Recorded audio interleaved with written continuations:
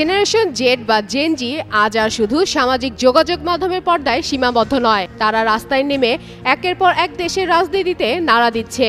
কোথাও তাদের হাত ধরে গণতন্ত্রের দাবিতে অভ্যুত্থান ঘটছে, কোথাও আবার প্রজন্মের বঞ্চনা ও ক্ষোভ মিলে জন্ম নিচ্ছে নতুন আন্দোলনের ঢেউ।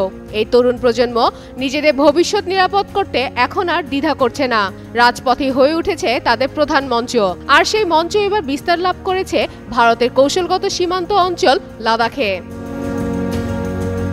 লাদাখ, যেখানে পাহাড় ও সংস্কৃতির বৈচিত্র্যে গড়ে উঠেছে এক বিশেষ পরিচয়। 2019 সালে জম্মু ও কাশ্মীর থেকে আলাদা করে কেন্দ্রশাসিত অঞ্চল বানানোর পর থেকেই অস্থিরতায় ভুগছে। স্থানীয়দের দাবি, লাদাখে রাজ্য মর্যাদা ফিরিয়ে আনা হোক এবং চাকরির কোটা ও বিশেষ সাংবিধানিক অধিকার নিশ্চিত করা হোক। এই দাবিকে কেন্দ্র করে বুধবার হাজারো মানুষ রাস্তায় নামে।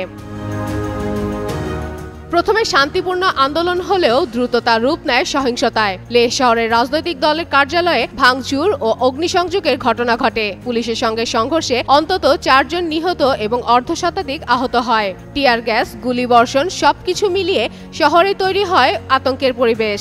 ক্ষুব্ধ যুবকেরা সরকারি দপ্তর ও গাড়িতেও আগুন ধরিয়ে দেয়। দিনভর চলা উত্তেজনার মধ্যে বিক্ষোভকারীরা ভারতীয় জাতীয় পার্টির বিজেপির লেহ কার্যালয়ে আগুন ধরিয়ে দেয়।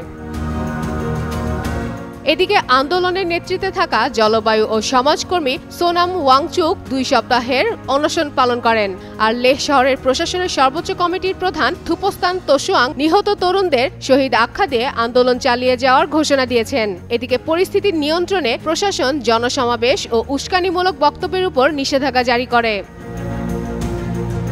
কেন্দ্রীয় স্বরাষ্ট্র মন্ত্রণালয় জানিয়েছে, আগামী 6 অক্টোবর স্থানীয় নেতাদের সঙ্গে আবার আলোচনায় বসা হবে। কিন্তু লাদাখের এই উত্তাল পরিস্থিতি প্রমাণ করছে, জেনারেশন জেড প্রজন্ম তাদের ভবিষ্যৎ নিয়ে চুপ করে বসে নেই। দাবি আদায়ে রাজপথই তাদের সবচেয়ে বড় হাতিয়ার হয়ে উঠেছে। ফাতেমা ফাতেহ জান, যুগান্তর নিউজ।